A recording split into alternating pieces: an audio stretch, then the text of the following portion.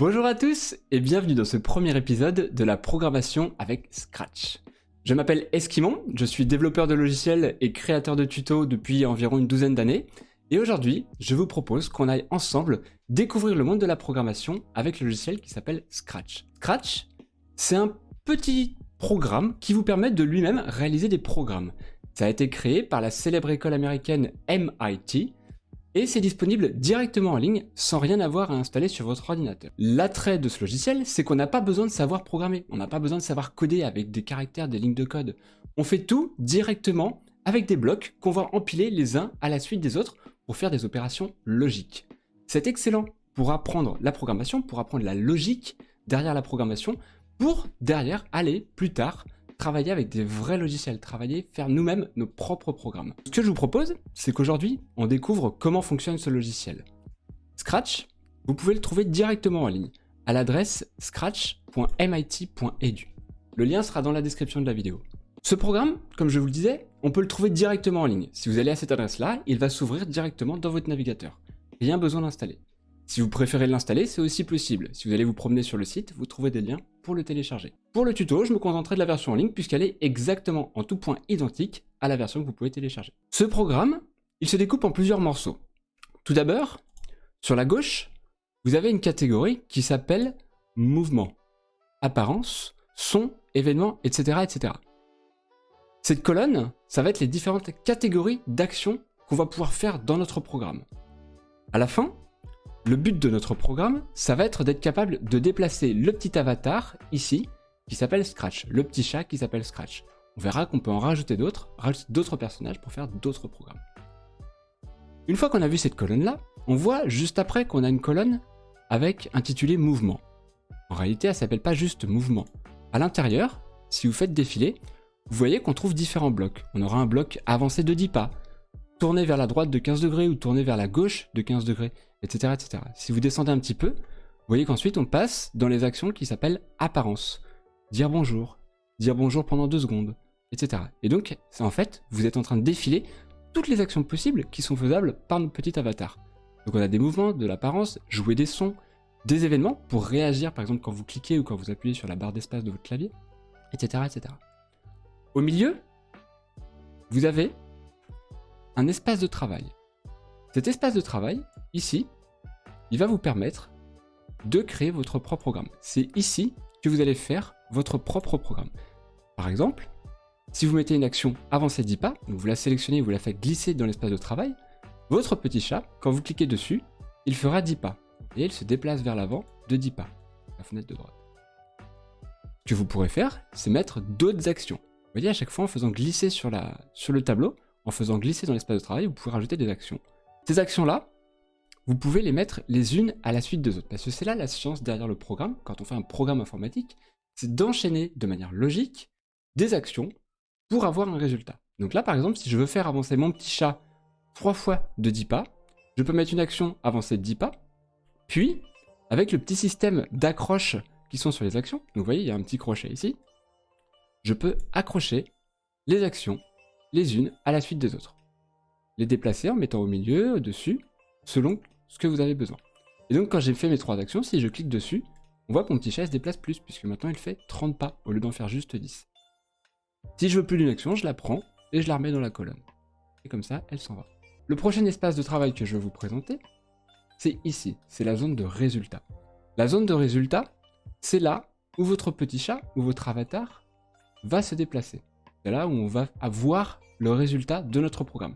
Donc, tout le but de Scratch, c'est de jouer avec le petit avatar, avec le petit chat que l'on peut déplacer dans la fenêtre. Donc là, pour l'instant, on va faire des programmes très simples qui vont se contenter de déplacer notre petit chat pour faire des formes géométriques ou autres. Mais il est carrément possible de faire des petits jeux avec Scratch. Par exemple, avoir un petit chat qui se promène et qui doit sauter par-dessus des obstacles, ou des choses comme ça. On verra petit à petit. Je ne sais pas encore si on ira jusqu'à ce niveau de difficulté, mais on va essayer. Dans cette zone de résultat, on va s'attarder un petit peu. Au début, vous voyez, votre chat, il est positionné au milieu. On appelle ça la position par défaut, c'est la position 0, 0. Alors pourquoi 0, 0 ? Parce qu'en fait, dans l'espace où est votre petit chat, on peut imaginer 2 axes. Alors pour les plus jeunes d'entre vous qui ne savent pas ce que c'est qu'un axe, imaginez ça juste comme une route. Vous avez la route horizontale et vous avez la route verticale. Notre petit chat, quand il regarde devant lui comme ça, il va aller vers la route horizontale. S'il était retourné, il irait plutôt vers la verticale. Nos deux axes, on dit qu'ils sont orientés. Ici, au milieu, on a la position de repos, qui est la position 0, 0. Alors pourquoi 0, 0 ? Parce que ici, on a un axe X. Ici, on a un axe Y. Et quand on a un repère comme ceci, le moment de croisement des deux axes, ça s'appelle l'endroit 0, 0. Si, à partir de cet endroit-là, on part par ici, alors dans ces cas-là, on va augmenter la valeur de X. Par exemple, si on fait 100 pas vers la droite comme ceci, alors dans ces cas-là, X va devenir 100. Si on fait aussi 100 pas vers Y, alors dans ces cas-là, c'est Y qui va augmenter. Pour, par exemple, prendre une valeur de 100. Et si on fait les deux, dans ces cas-là, on va aller dans cette direction-là, et on sera non plus à la position 0, 0, mais on pourra être à la position, par exemple, 100, 100. Sur l'interface, si je déplace avec le menu juste en dessous, mon petit chat à la position 100, 100, on voit qu'il passe, qu'il a d'abord fait 100 pas vers la droite, puis 100 pas vers le haut. Donc il est bien à la position 100.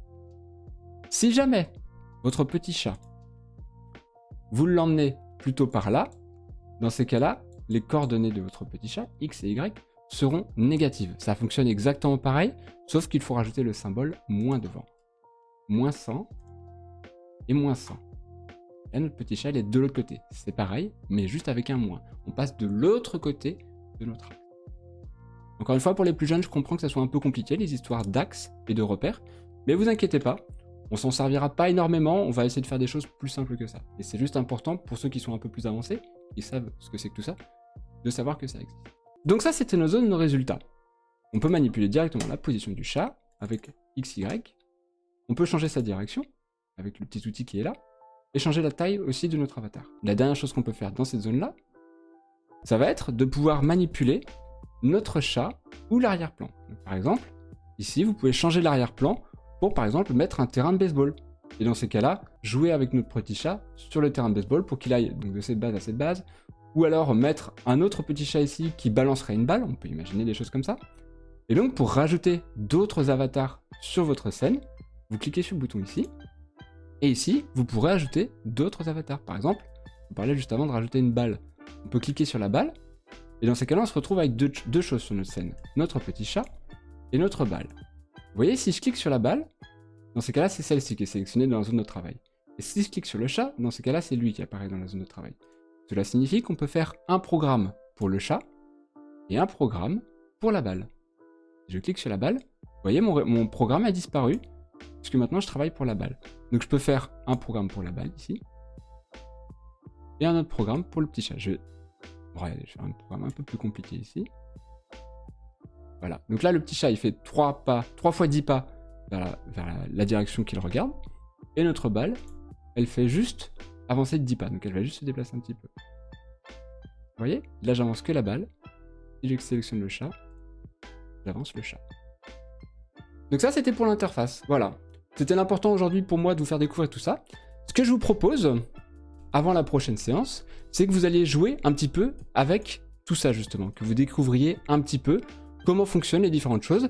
N'hésitez pas, allez vous promener, découvrez un petit peu comment fonctionnent les différentes choses.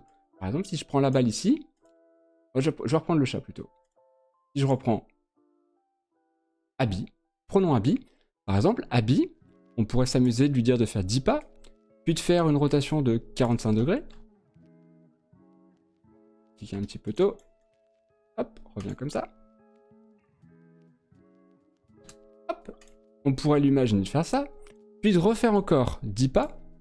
On va augmenter à 50 même. Et dans ces cas-là, elle va faire vers la droite, puis vers le bas. Vers le bas, à droite, puisqu'on est à 45 degrés. Donc si je clique sur tout ça, que je mets Abby par là, on va voir qu'elle se promène. Et je vous invite à vous promener vous aussi dans tous les menus pour découvrir un petit peu comment ils fonctionnent. Comment les différentes choses peuvent s'imbriquer. Alors vous allez voir vite fait qu'il y a des choses qui vous permettent de dire des choses sympathiques. Par exemple là, Abby va dire bonjour, on aura une petite bulle de texte. Et qu'on peut jouer des sons, avoir des événements. Par exemple, quand Abby va rejoindre le bord de l'écran, que va-t-il se passer, etc. n'allez pas forcément trop loin puisque on va de toute façon découvrir les choses les plus complexes nous-mêmes ensemble après. Donc essayez de jouer un petit peu avec les mouvements et les apparences pour voir un petit peu juste la logique de comment ça s'imbrique. Et je vous donne rendez-vous sur l'épisode 2. Voilà qui conclut cette première séance. La prochaine fois, on va voir un petit peu la même chose, mais en plus complexe. On va commencer à mettre un petit peu plus d'instructions pour faire un programme un petit peu plus complexe et faire des choses un petit peu plus intéressantes. Si jamais vous avez des questions, n'hésitez pas, je suis sur les différents réseaux sociaux, que ce soit Twitter, mon propre blog ou encore Discord. Donc n'hésitez pas à y passer. Et d'ici là, je vous dis à très bientôt. Salut, salut!